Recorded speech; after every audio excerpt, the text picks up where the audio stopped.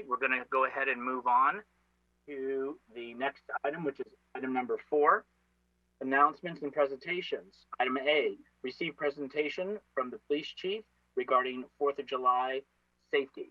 Chief Johansson.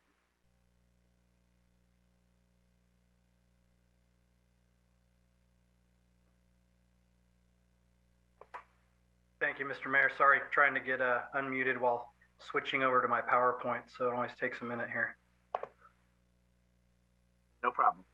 Are you able to see my screen now? Yes. Okay, thank you very much. Thank you, Mr. Mayor and members of council. Good evening to you as well as members of the public who are watching at home. My name is Ryan Johansson. I'm the Chief of Police for the City of San Bruno. And tonight I'll be joined by my colleague, Fire Chief Ari DeLay, in just giving a brief recap of the presentation we actually gave in the previous regular council meeting on June 8th, touching upon the 4th of July operations that are being conducted by the fire and police departments in an effort to keep the city safe through the 4th of July holiday.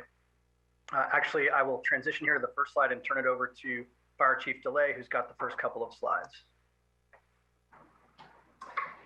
Good evening, Mr. Mayor and members of the council. Ari DeLay, Fire Chief.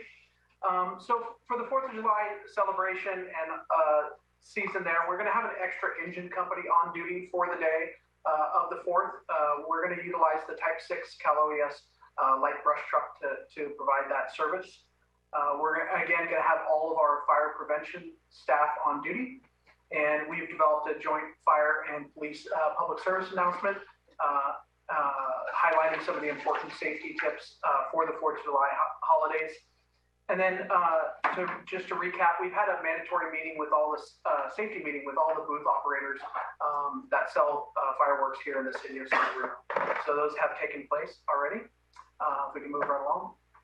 From a safety perspective, for safe and sane fireworks, we must have a state fire marshal's tag on the safe and sane fireworks. That's just a great way to understand which ones are legal and which ones are not, and which ones are also most importantly safe for you and your family. We want to utilize fireworks at least a minimum of 10 feet away from any structures.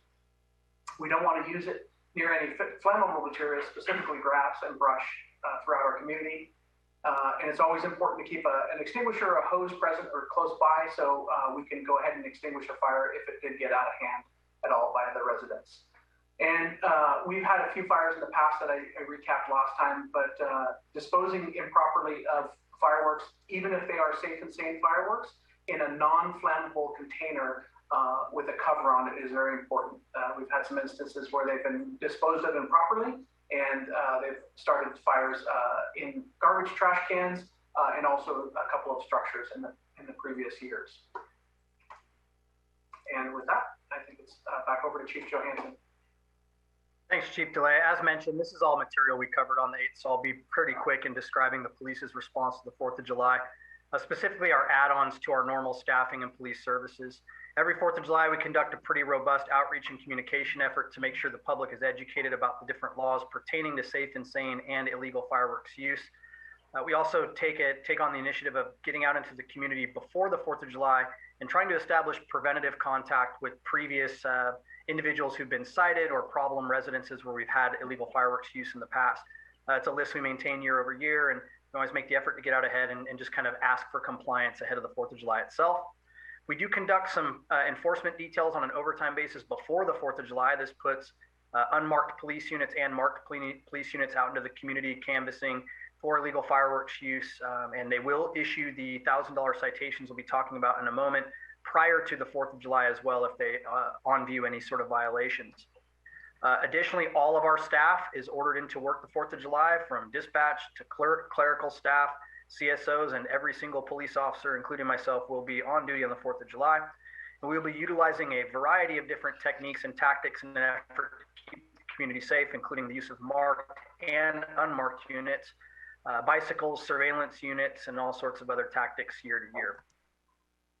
In terms of that enforcement, it's important to understand that safe and sane fireworks are permitted for use within the city of San Bruno as a matter of ballot measure, starting on June 28th from noon to 9 p.m. and on the 4th of July from noon until 11 p.m. These are the only times during which safe and sane fireworks, legal fireworks with the seal that the fire chief previously showed you, can be used.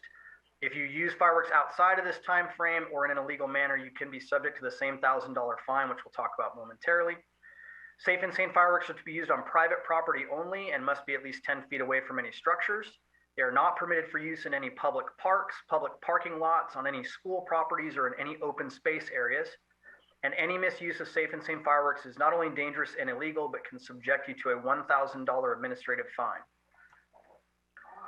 This $1,000 administrative citation is also issued for the use and or possession of illegal fireworks, and this can include what we call social host citations, which means that if you are maintaining a gathering on the 4th of July where illegal fireworks are being used, you are responsible for ensuring that that stops. And if you do not, as the person in control of that social gathering, you can be issued a $1,000 administrative citation, whether or not you are actually lighting or possessing the fireworks that are illegal yourself. We do need the public's help, as we do on every 4th of July, but primarily where we need that is in compliance.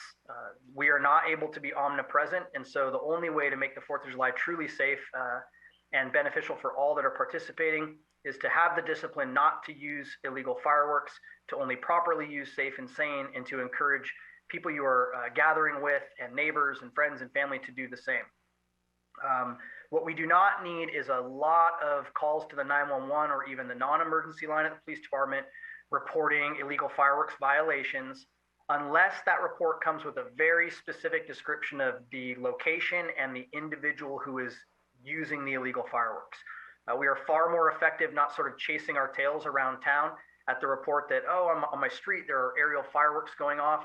We're aware of the fact that they're going off everywhere, and the burden of responding to those hundreds of calls often distracts us from the somewhat timely and challenging task of actually locating violators and issuing citations that hopefully make a difference year over year. So please do call the police department, do call 911 if you have an emergency, but if it's just to report there are illegal fireworks in a vicinity, please do not call with that. We simply do not have the resources to manage that on the 4th of July. So with that, thank you very much for giving us a few moments to recap our 4th of July operations, and I know that the fire chief and I are happy to take any questions or comments. Thank you to both chiefs. Appreciate your presentation. Are there any questions from my colleagues? Seeing none at this time, and seeing nobody else from the public raising hands. Again, thanks to both chiefs. Appreciate it.